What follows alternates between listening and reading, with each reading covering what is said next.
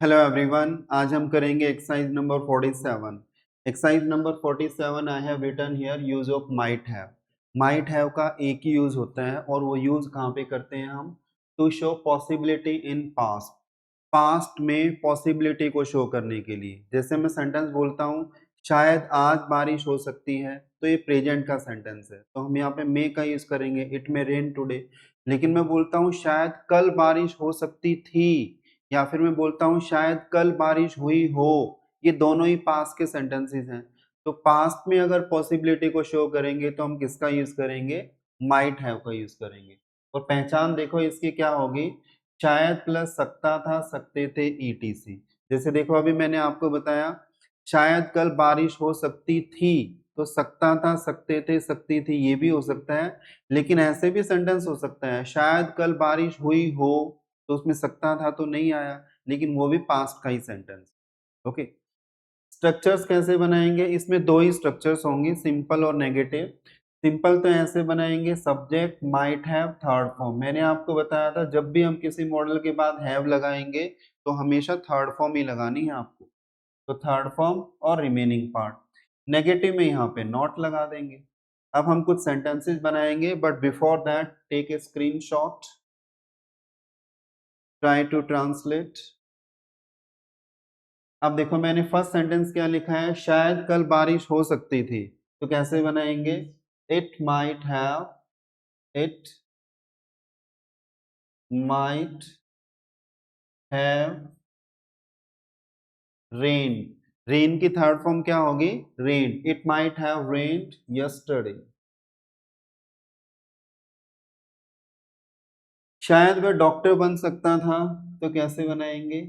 He might have become a doctor. शायद वह America चला गया हो, he might have gone to America. He might have gone to America.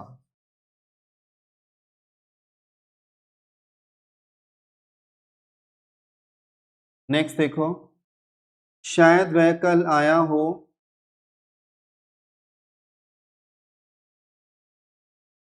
he might have come yesterday.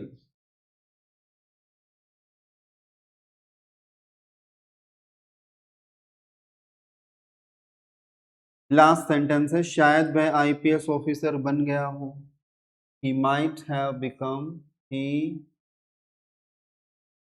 might have become an IPS officer. Fine. So ये थी हमारी exercise number 47 जो अभी कंप्लीट हो गई है। और ये तो छोटी सी एक्सरसाइज थी, तो एक एक्सरसाइज और कर लेते हैं इसी वीडियो में। नेक्स्ट देखो एक्सरसाइज नंबर 48 है यूज ऑफ शुड हैव।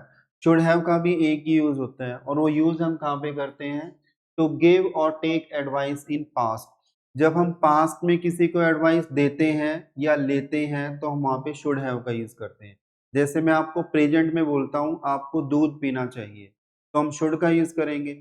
लेकिन मैं बोलता हूँ आपको दूध पीना चाहिए था पास्ट में, तो शुड हैव का यूज करेंगे और वर्ब की थर्ड फॉर्म का यूज करेंगे। अगर मैं प्रेजेंट में आपसे कोई एडवाइस लेता हूँ क्या मुझे फल खाने चाहिए, तो शुड का यूज करेंगे। लेकिन मैं बोलता हूँ क्या मुझे फल खाने चाहिए थे पास्ट में, तो शुड हैव का यूज करेंगे और वर्ब की थर्ड फॉर्म का यूज करेंगे। फाइन। मतलब क्या है? अगर हम प्रेजेंट में किसी को एडवाइस देते हैं या किसी से एडवाइस लेते हैं तो शुड का यूज करेंगे, और पास्ट में किसी को एडवाइस देते हैं या लेते हैं तो वहां पे शुड हैव का यूज करेंगे। और शुड हैव के बाद वर्ब की कौन सी फॉर्म लगाएंगे? थर्ड फॉर्म लगाएंगे। पहचान देखो मैंने क्या लिखी है, चाहिए था। And these are the structures. इनके अकॉर्डिंग हम कोई भी सेंटेंस बना सकते हैं।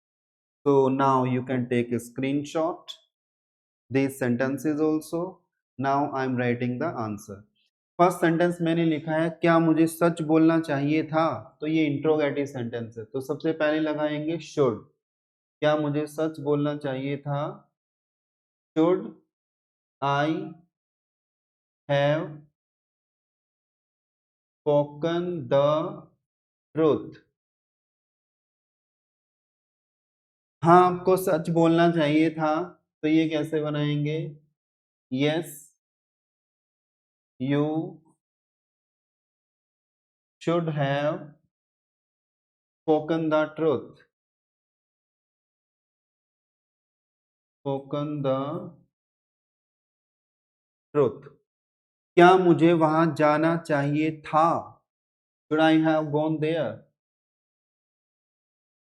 Should I have gone there. There, देवर नहीं बोला मैंने, देयर। नहीं आपको वहां नहीं जाना चाहिए था, no you should not have gone there.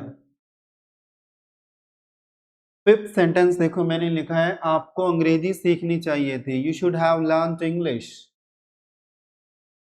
You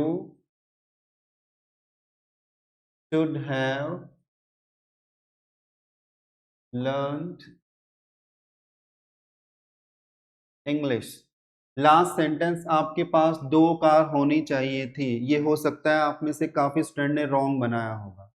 अभी मैं आंसर लिखता हूं, आप चेक करके देखना कि आपका आंसर करेक्ट है या इनकरेक्ट है। आपके पास 2 कार होनी चाहिए थी, तो इसका आंसर बनेगा you should have, you should have, what is this,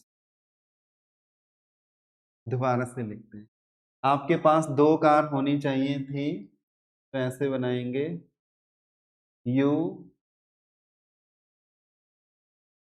should have had 2 cars. Fine.